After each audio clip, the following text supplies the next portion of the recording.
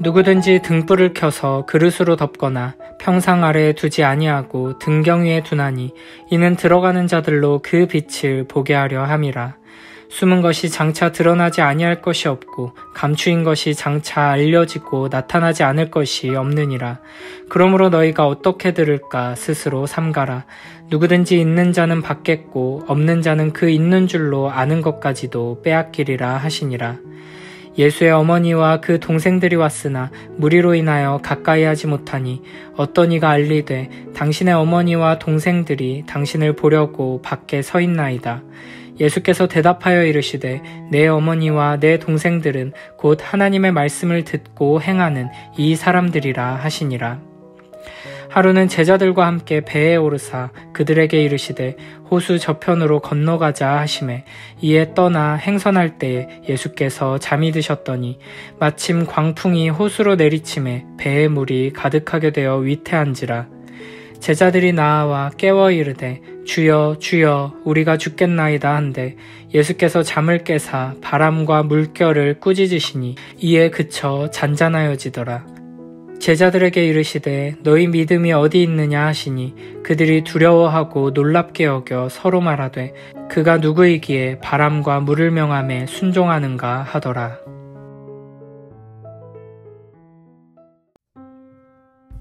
예수님께서는 네 종류의 땅에 대한 비유와 그 비유에 대한 해설을 말씀하시고 바로 이어서 등불의 비유를 말씀하십니다. 그러므로 우리는 이 비유를 네 종류의 땅에 대한 비유와 하나의 주제 속에서 이어지는 내용으로 봐야 합니다. 16절에서는 누구든지 등불을 켜서 그릇으로 덮거나 평상 아래 두지 않고 등경 위에 둔다고 말씀하십니다. 이는 너무나 당연한 이야기입니다. 어두운 방을 밝히기 위해서 등불을 켰는데 그 불을 등경 위에 두어서 최대한 많은 공간을 밝힐 수 있게 해야지 그릇으로 덮어버리거나 평상 아래 숨겨두는 사람은 없습니다.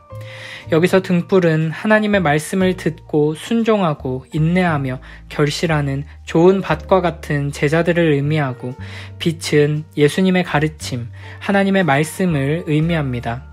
이 등불은 어두운 방에 들어오는 사람들을 위해 빛을 비추도록 등경 위에 놓여 있어야 합니다.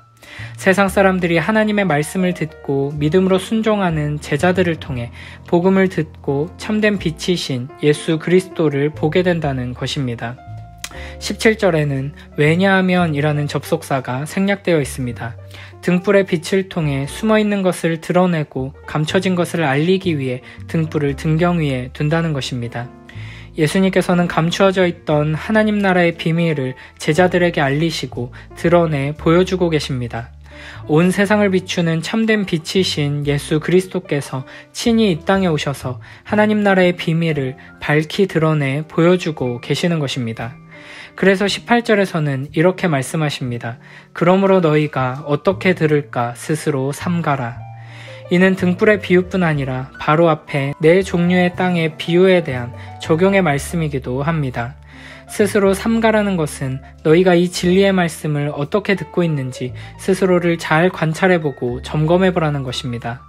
하나님께서는 복음을 듣고 믿음으로 순종하며 결실하는 제자들을 통해 이 세상에 하나님 나라의 비밀을 널리 알리기 원하시기 때문에 예수님의 말씀을 듣는 사람들이 스스로를 살펴봐야 한다는 것입니다.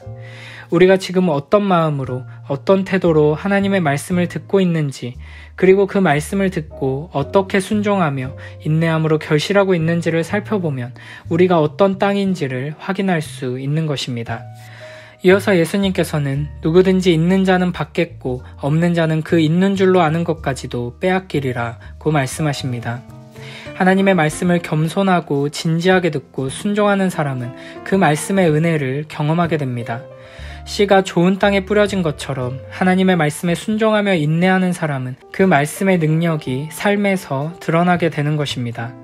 그러나 하나님의 말씀을 겸손히 듣고 믿음으로 반응하며 순종하지 않는 자들은 스스로가 하나님의 말씀을 가졌다고 착각하지만 실상은 가지지 못한 자이고 결국에는 가졌다고 생각하는 그것마저 빼앗기게 될 것입니다. 이는 네 종류의 땅에 대한 비유에서 등장하는 세 종류의 나쁜 땅의 모습입니다. 하나님의 말씀을 듣고도 외면하거나 일시적으로만 관심을 두고 마는 사람들은 들었던 말씀을 마귀에게 빼앗겨버리게 될 것이고 결국 하나님께서 말씀을 통해 우리에게 주시는 영원한 생명의 은혜 또한 놓치게 될 것입니다.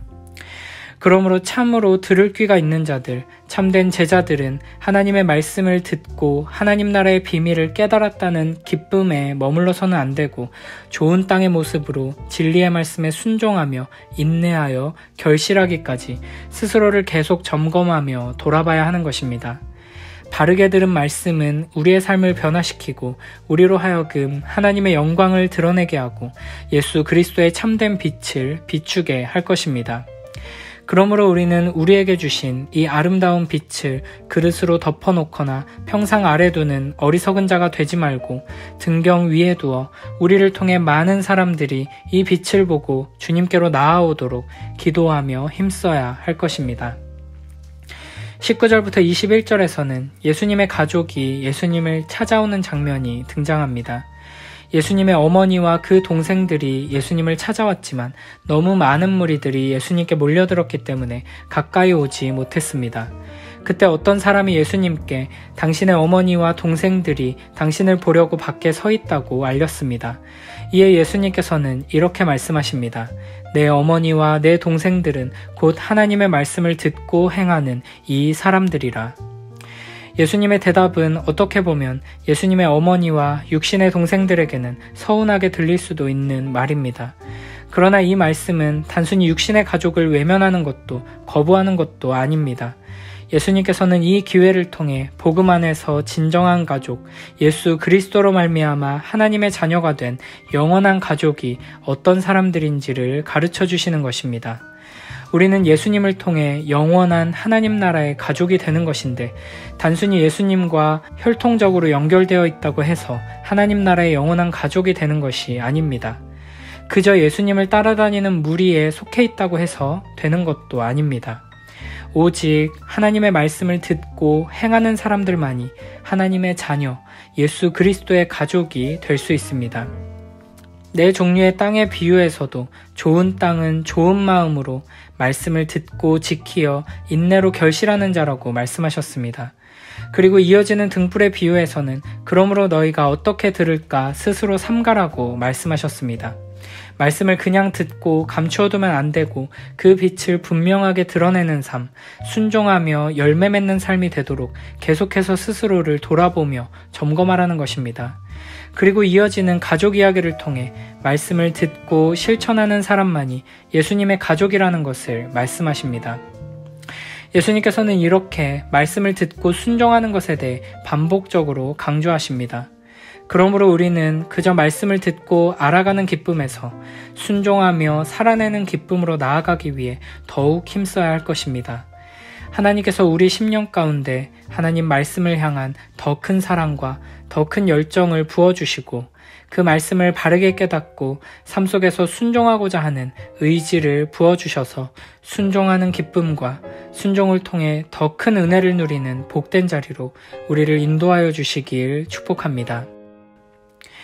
22절부터 25절에서는 예수님과 제자들이 배를 타고 호수 저편으로 건너가는 모습이 등장합니다.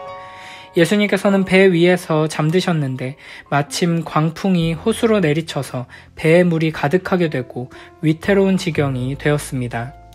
이에 제자들이 나와서 예수님을 깨우면서 주여 주여 우리가 죽겠나이다 라고 외칩니다.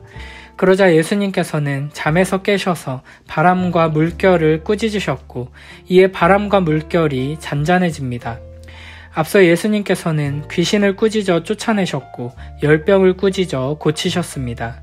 그리고 이제는 자연 만물을 꾸짖어 잠잠케 하십니다.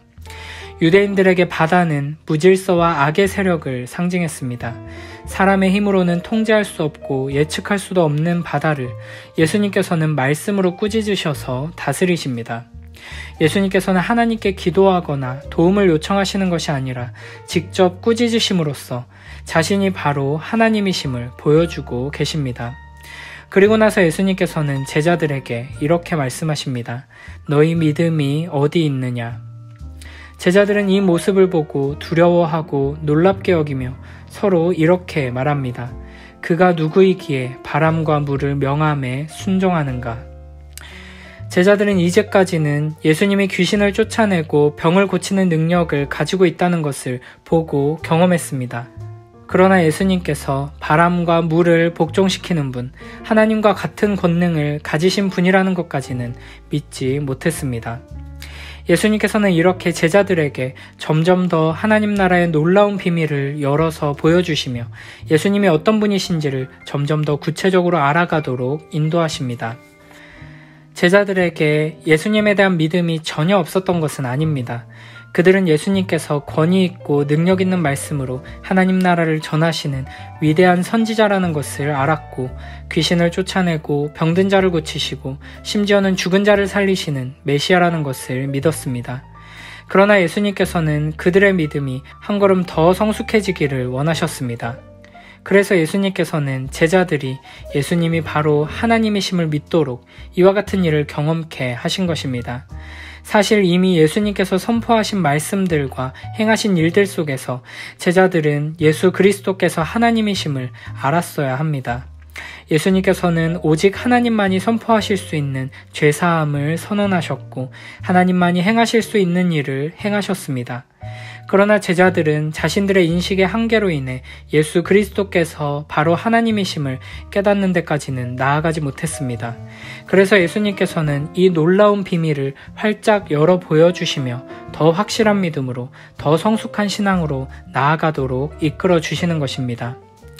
우리의 인생 속에서도 이와 같은 은혜로운 이끄심을 풍성히 경험하게 되길 축복합니다.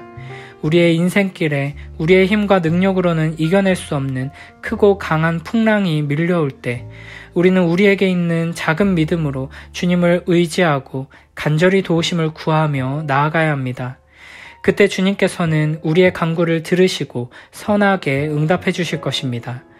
그리고 우리의 기도에 응답해 주시는 주님의 역사를 경험하며 우리는 하나님께서 어떤 분이신지 우리 주 예수 그리스도께서 누구신지를 더욱 분명히 깨닫게 되고 한 단계 성숙한 신앙으로 나아가게 될 것입니다.